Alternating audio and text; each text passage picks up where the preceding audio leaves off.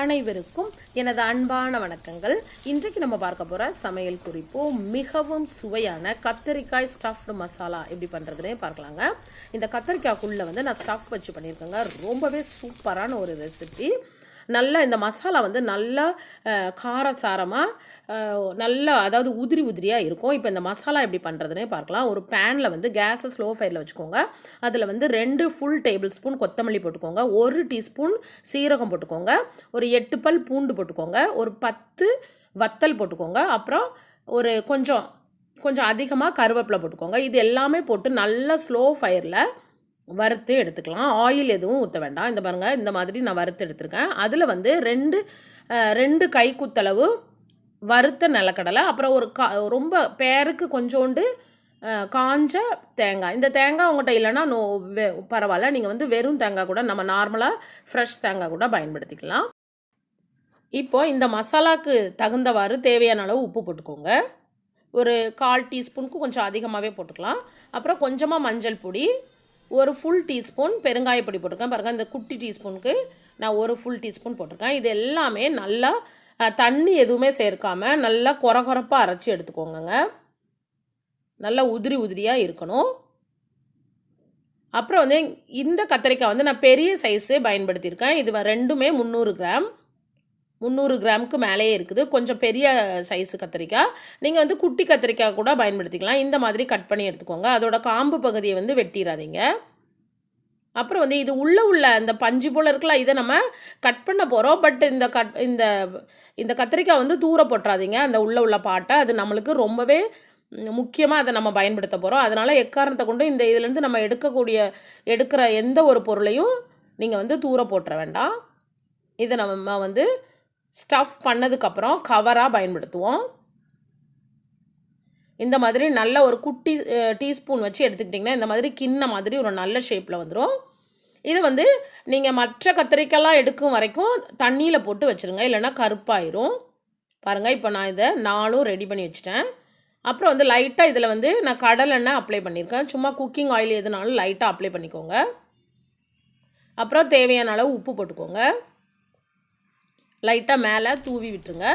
அப்புறம் பேனில் கொஞ்சமாக ஆயில் விட்டுருக்கேன்னா, இப்போ இந்த கத்திரிக்காவை மட்டுமே நம்ம லைட்டாக வறுத்து, அதாவது லேசாக வதக்கி எடுக்க போகிறோம். அதாவது எப்படி இந்த மாதிரி லைட்டாக பொரிச்சு அந்த மாதிரி எடுக்க போகிறோம்.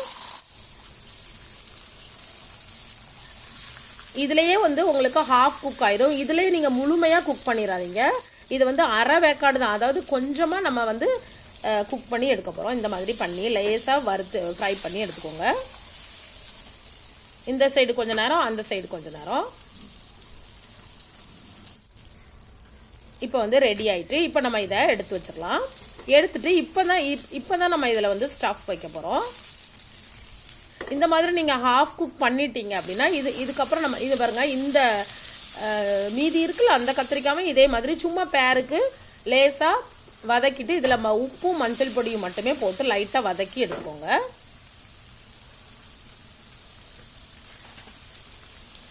நான் கொஞ்சமாக உப்பு போட்டிருக்கேன். இது கொஞ்சம் மெனக்கிட்டு செய்கிற வேலை மாதிரி தெரியும், பட் சாப்பிடும்போது அவ்வளோ ஒரு சூப்பராக இருக்குங்க. உங்கள் வீட்டில் உள்ள பெரியவங்கள்லேருந்து குட்டி பசங்க, வாலிப பசங்க எல்லாருமே விருப்பம் தான் சாப்பிடுவாங்க. உங்களை ரொம்பவே பாராட்டுவாங்க. இதை ஓவர் குக் பண்ண வேண்டாம், லைட்டாக ஓரளவு வதக்கிட்டு சைடில் வச்சிடலாம். இப்போ பாருங்கள், இந்த மசாலாவை நம்ம கத்திரிக்காயில் ஃபில்லப் பண்ண போகிறோம். இந்த மசாலா நீங்கள் தாராளமாகவே வைங்க, ரொம்ப பேருக்கெலாம் வைக்க வேண்டாம். நல்லா நிறைய வச்சுட்டு இந்த மாதிரி நல்லா ப்ரெஸ் பண்ணி விட்டுருங்க. ஃபுல்லாக அதை நல்லா ஃபில்லப் பண்ணிவிட்டு நல்லா ப்ரெஸ் பண்ணி விட்டுட்டிங்கன்னா அது அப்படி சிட் ஆயிரும்.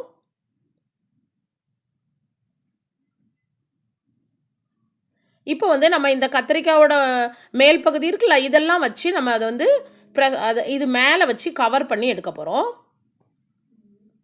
நீங்கள் கவர் பண்ணும்போது அது நல்லாவே கண்டிப்பாக நல்லா கவர் ஆயிரும். நீங்கள் டென்ஷன் எடுக்க வேண்டாம், இது கவர் ஆகாதோ அப்படின்னு. ஈஸியாக கவர் ஆயிரும். கொஞ்சமாக அழுத்தி மட்டும் விட்டுக்கோங்க, அவ்வளோதான். இப்போ பேனில் லேசாக ஆயில் போட்டிருக்கேன்.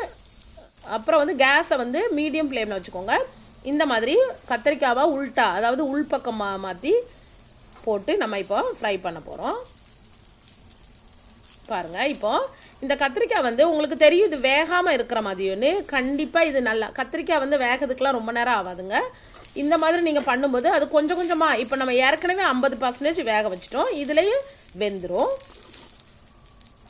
நல்லா கொஞ்சம் ஸ்லோ ஃபயர்லேயே வச்சுக்கோங்க. உங்களுக்கு கருகிற மாதிரி தெரிஞ்சுது அப்படின்னா ஸ்லோ ஃபயரில் வச்சுக்கலாம்.